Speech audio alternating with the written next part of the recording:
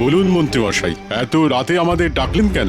অনেকগুলো কথা আছে, যে কথাগুলো দিনের আলোয় বলা যায় না। ঠিক বলেছেন। এই কোনো বিশেষ কথা ওই রাতের অন্ধকারেই বলা যায়, বিশেষ করে ষড়যন্ত্রের কথা। হ্যাঁ, তুমি কি করে জানলে সেনাপতি যে আমি ষড়যন্ত্রের কথাই বলতে এসেছি? খুব সোজা মন্ত্রী মশাই। আজ রাজসভায় গোপাল যেভাবে আপনাকে অপমান করলো, সেটা সহজে ভুলে যাওয়া আপনার পক্ষে মোটেই সহজ নয়। একদম সত্যি কথা। আমাকে অপমান মানে গোটা কৃষ্ণনগরের প্রতিটা বর্ণশ্রেষ্ঠ মানুষের অপমান। মহারাজ যে ওর মধ্যে কি দেখেছে সেটা তো ভেবেই পাই না। বুদ্ধি বুদ্ধি, গোপালের অসম্ভব বুদ্ধি। ওই বুদ্ধির জন্যই গোপাল মহারাজের খুব প্রিয়। দেখো সেনাপতি, বুদ্ধির কথাই যদি বলো তাহলে সেই বুদ্ধি কিন্তু আমাদের মাথাতেও আছে, কিন্তু মহারাজ তো আমাদের পাত্তাই দেননি। কখনো কি আমাদের কাছে কোনো পরামর্শ চেয়েছেন? না, কোনো সমস্যা এলে প্রথমেই গোপাল তুমি বলো কি করা যায়। আরে তা অবশ্য ঠিক। তা আপনি কি কিছু ভেবেছেন? না, মাথায় কিচ্ছু আসছে না। কি করা যায় সবাই মিলে একটু ভাবো, বুঝলে, একটু ভাবো। শুধু এই কথাটা বলার জন্য আমি রাতে তোমাদের ডেকেছি। এমন কিছু একটা ভাবতে হবে যাতে মহারাজের কাছে গোপাল ছোট হয়, বুঝা গেছে? এবং মহারাজ সহ বাদ বাকি সভাসদরা যেন না বোঝে যে এটা আমাদের কাজ। আজ থেকে আমাদের ভাবনা শুরু। কালকের মধ্যে কিছু একটা উপায় বার করতেই হবে। চলো এখন আমরা যে যার ঘরে যাই। বিছানা হলো মানুষের চিন্তা করার সঠিক জায়গা। চলো।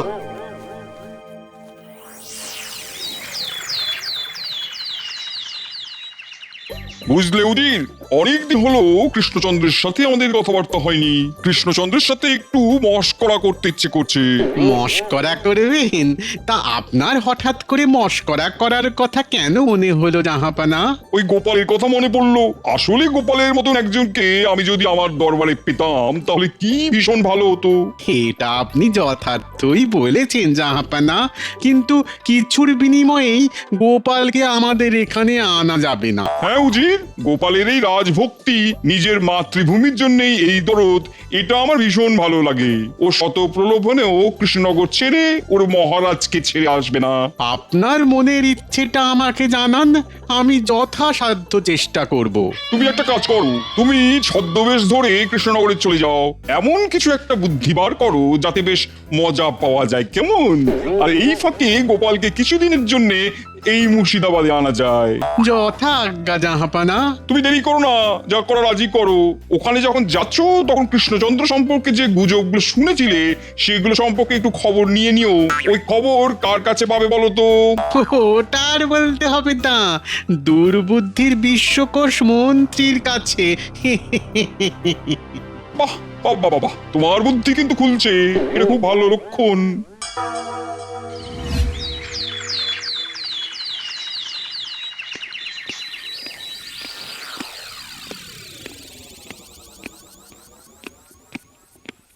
মহারাজের জয় হোক। মহারাজ, মুর্শিদাবাদ থেকে নবাবের একজন প্রতিনিধি আপনার সঙ্গে দেখা করতে এসেছেন। নবাব বাহাদুরের প্রতিনিধি? প্রহরী, তাড়াতাড়ি আমার কাছে পাঠাও। মহারাজ কৃষ্ণচন্দ্রের জয় হোক। আসুন আসুন, আপনি আসন গ্রহণ করুন। আমি এখানে এসেছি নবাব বাহাদুরের নির্দেশে। কিছুদিনের জন্য মন ভালো করতে চেয়ে আমি একটা সুন্দর রাজ্যে ভ্রমণ করতে চেয়েছিলাম। নবাব বাহাদুরকে বলতেই নবাব বাহাদুর আপনার রাজ্যের কথা বললেন। নবাব বাহাদুরকে আমার ধন্যবাদ জানাবেন। আপনি এখানে যতদিন খুশি থাকুন। আমাদের কৃষ্ণনগরের মিষ্টি খান, সরভাজা, মোহনভোগ খেলে আপনি বুঝতে পারবেন আমাদের এখানকার মিষ্টির কেন এত নাম। মহারাজ, ইনি কি সেই বিখ্যাত গোপাল ভাঁড়? রতনে ঠিক রতন চিনে নিয়েছেন। হ্যাঁ, এই আমার রাজসভার একটি রত্ন, গোপাল ভাঁড়। হ্যাঁ, শুরু হয়ে গেল গোপালের গুণকীর্তন। ওহ, সত্যি আর পারা যাচ্ছে না। না না না না না না, এবার কিছু একটা করে গোপালকে লেজে গোবরে করতেই হবে। উনি হলেন একজন গুণী মানুষ, বিজ্ঞান সাধক। প্রণাম আপনাকে। আর ইনি হলেন আমার আর এক রত্ন, সভা কবি। আমি বলি সভার কবি। প্রণাম জানাই আমি সভা কবি। মহারাজের সভার মধ্যে কলমে আঁকি ছবি। কোনো গুণ নেই আমার, আমি যে বেগুন, তাই আমার সব গেছে, কপালে আমার আগুন। ধন্য ধন্য আপনি, ধন্য আপনার কবিতা। আমার এখানে আসা সার্থক। এবার আমার কিছু দেবার পালা। এই উপহারগুলো নবাব বাহাদুর আপনাকে দিয়েছেন মহারাজ। আমি নবাব বাহাদুরের বদান্যতায় মুগ্ধ হলাম অতিথি। এবার তো আমার পালা, আপনাকে মনের মতো করে সেবা করার ইচ্ছে রইল। মন্ত্রী, তোমাকে দায়িত্ব দেওয়া হলো আমার অতিথির সমস্ত খেয়াল রাখার। এই তো এই সুযোগটাই চাইছিলাম। এইবার কানে বিষ ঢালতে আমার সুবিধা হবে। উপরওয়ালা হঠাৎ করে সুযোগ দিয়েছেন, হেলায় হারিয়ে ফেলার লোক আমি নই। ঠিক আছে মহারাজ, আমি এখন থেকে আপনার অতিথির সাথে আঠার মতো লেগে থাকবো। আমি কিন্তু আঠা জিনিসটাকে খুব একটা ভালোবাসি না। তাতে মন্ত্রী মশাই বলুন না, ওই ফুল আর ফুলের গন্ধ যেমন একসাথে থাকে ঠিক তেমন ভাবেই আপনার সাথে থাকবো। দারুণ, বহুত খুব তোফা বলেছেন আপনি। আমি খুব ক্ষুদ্র একজন মানুষ, আমাকে আপনি বলে সবার আর সমস্ত মানুষজনকে ছোট করবেন না। ঠিক আছে গোপাল, এই মুহূর্ত থেকে তুমি আমার বন্ধু। তোমার স্থান আমার বুকে। তুমি ছোট নও, তুমি অনেক বড় মানুষ। ব্যাস হয়ে গেল। আচ্ছা, ফুল আর ফুলের গন্ধ আমার তখন কেন মনে এলো না? আমার আঠাটাই মনে এলো। দূর বাবা, যাকে ভুল হয়ে গেছে, আর আঠা নিয়ে কোনো কথা বলবো না। ঠিক আছে, ওটা নিয়ে কোনো কিছু ভাবতে হবে না। যা হয়ে গেছে সেটা নিয়ে আর ভাবতে হবে না, এবার নতুন করে ভাবতে হবে। আপনি অনেক দূর থেকে আসছেন, এবার একটু বিশ্রাম নিন। ও মন্ত্রী, এনাকে নিয়ে অতিথিশালায় যাও, এনার বিশ্রামের ব্যবস্থা করো। যথাজ্ঞা মহারাজ।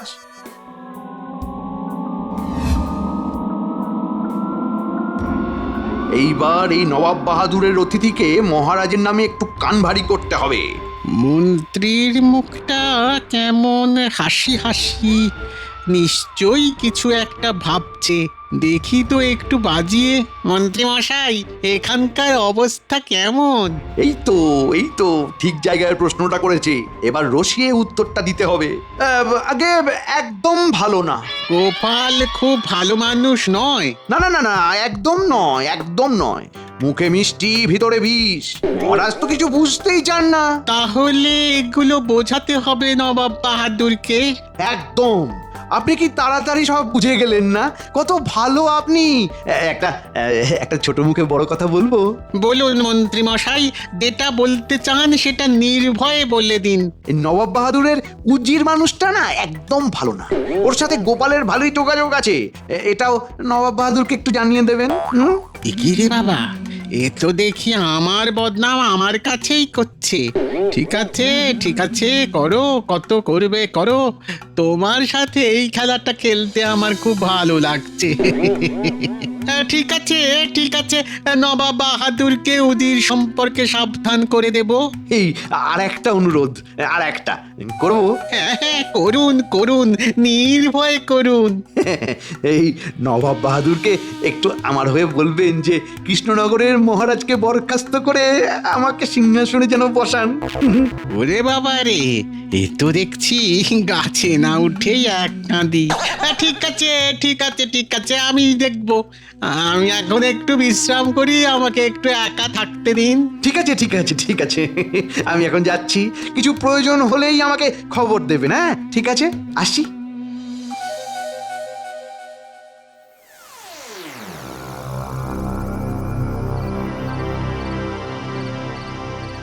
বিজ্ঞানী, একটা খটকা লাগছে বুঝলে।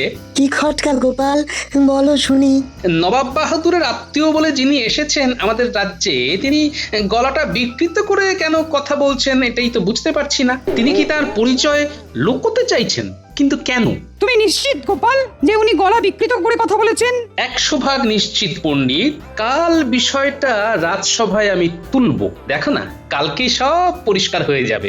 অগত্যা, চলো আমরা যে যার ঘরে যাই, কাল সকালের জন্য অপেক্ষা করি।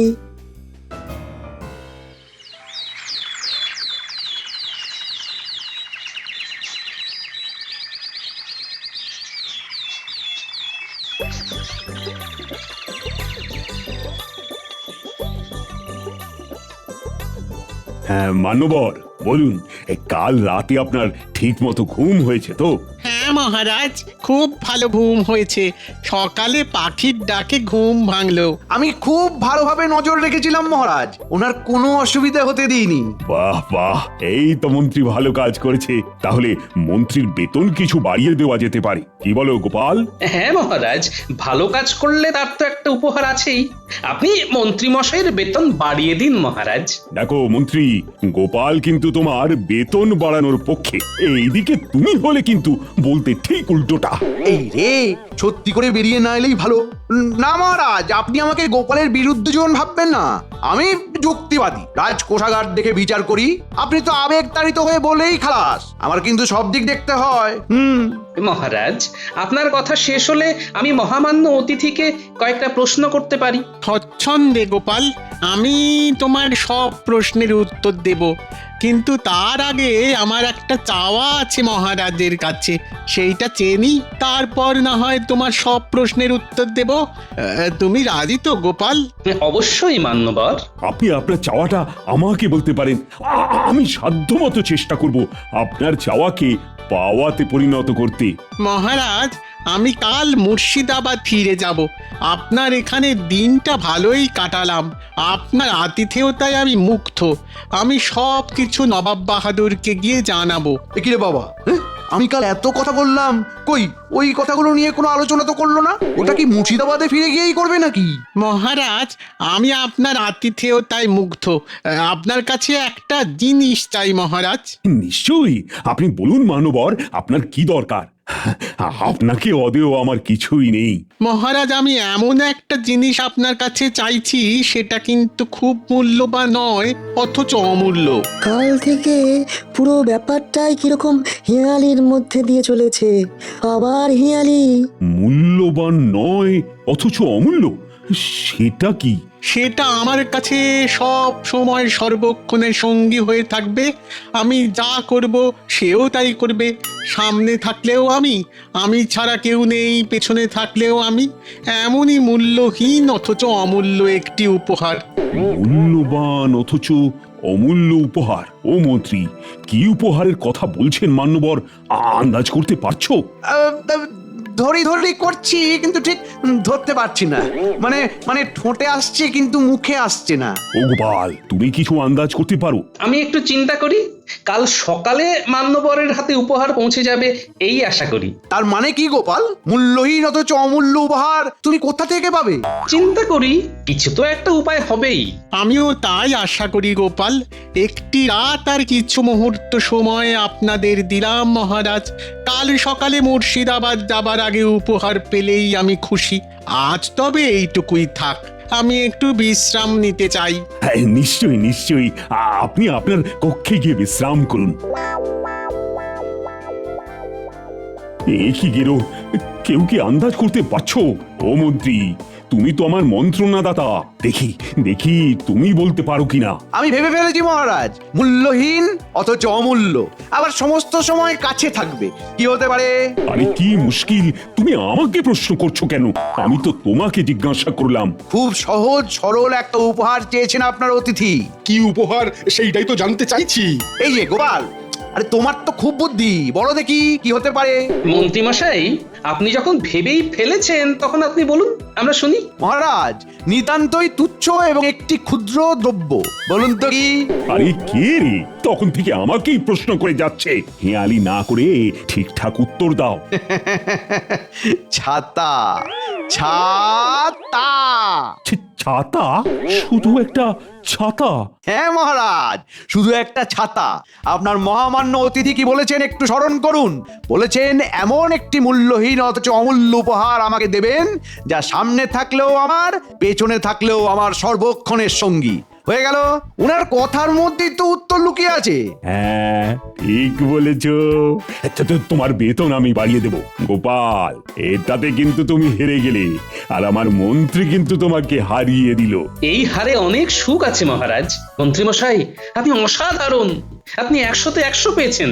তাহলে মহারাজ, মন্ত্রী মশাই একটা ভালো দেখে ছাতা কিনে নিয়ে আসুক। হ্যাঁ মন্ত্রী, তুমি খাজাঞ্চির কাছ থেকে যত মোহর লাগে নিয়ে তুমি ছাতা আনতে চলে যাও। যথাজ্ঞা মহারাজ। আজকের মতো সভা এখানেই শেষ হলো।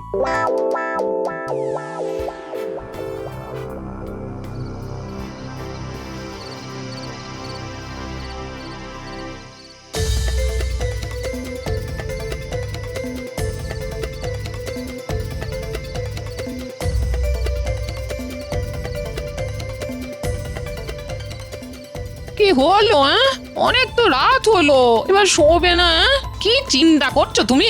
আচ্ছা গিন্নি, মূল্যহীন অথচ অমূল্য, সর্বক্ষণের সঙ্গী, সামনে থাকলেও আমি, পিছনে থাকলেও আমি যা করব সেও তাই করবে, উপহার মূল্যহীন অথচ অমূল্য, কি হতে পারে? বাবারে, রাত হয়েছে, এবার শুতে এসো। দিন রাত হেয়ালি ভাবতে ভাবতে তোমার মাথাটা জিলিপি হয়ে গেছে। হ্যাঁ, যা কটা চুল ছিল এবার সে কটাও যাবে। হ্যাঁ, চোখের অবস্থা কি হয়েছে দেখেছো? একবার আয়নার দিকে রাত সবাই যাওয়ার আগে দেখে নেবে। হ্যাঁ, আরে আরে আরে আরে, কি বললে গিন্নি? আবার বলো। বলছি আয়নার দিকে একবার তাকিয়ে দেখো চোখের অবস্থাগুলো কি হয়েছে।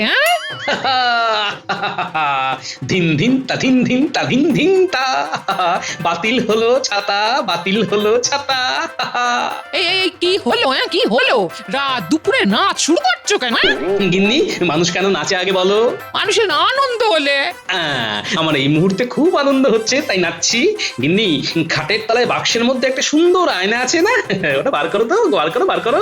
ও, যে আয়না আমার বাবা ফুলসজ্জার তত্ত্বতে পাঠিয়েছিল সেইটা? সেইটা, ওটা দাও। ওটা কাল একজনকে দিতে হবে। ও মা, আমার বিয়ের জিনিস তুমি কাকে দেবে? মুর্শিদাবাদের নবাব বাহাদুরের অতিথিকে। এ মা, না না না, আমার বিয়ের জিনিস আমি কাউকে দেব না। হ্যাঁ, ওটা ফুলসজ্জার তত্ত্বতে বাবা পাঠিয়েছিল। হ্যাঁ, এর থেকেও ভালো একটা আয়না তোমাকে আমি কিনে দেবো গিন্নি, ওইটা আমাকে কাল দিতে হবে, সব পরে বুঝিয়ে দেবো। ঠিক আছে, যখন নতুন আয়না কিনে দেবে বলছো তখন নাও, আমি বার করে দিচ্ছি, দাঁড়াও। আমার লক্ষ্মী বউ, কাল কত কি ঘটবে জানো? মহারাজ কাল খুশি হয়ে আমাকে অনেক উপহার দেবেন।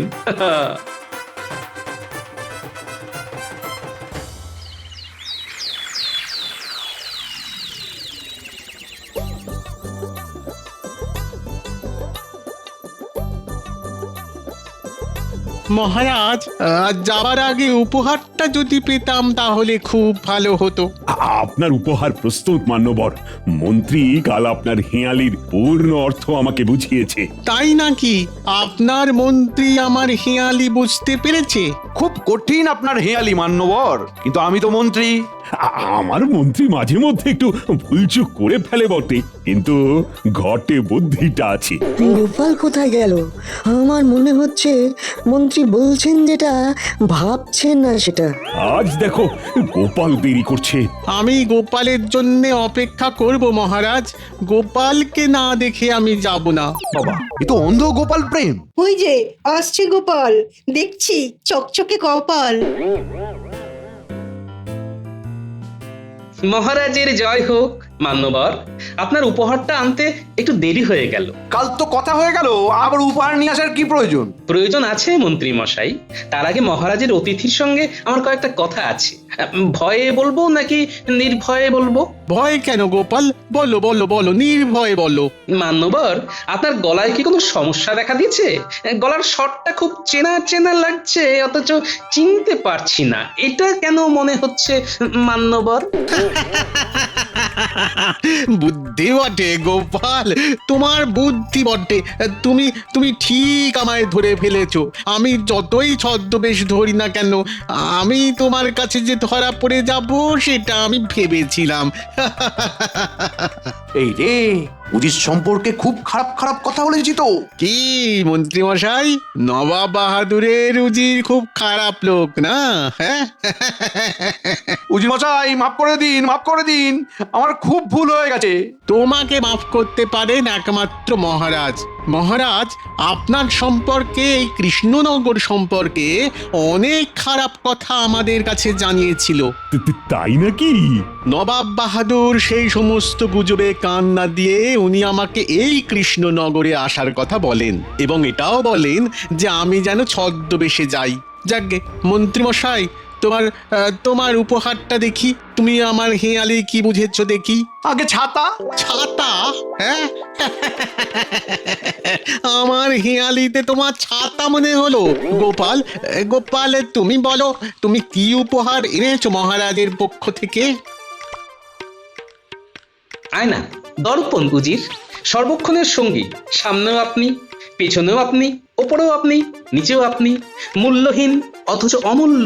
অসাধারণ অসাধারণ তোমার বুদ্ধি গোপাল, অসাধারণ। দাও দাও দাও, তোমার উপহার দাও। নবাব বাহাদুর তোমাকে খুবই পছন্দ করেন। মহারাজ মুর্শিদাবাদে আপনাদের নবাব বাহাদুরের পক্ষ থেকে নিমন্ত্রণ করে গেলাম।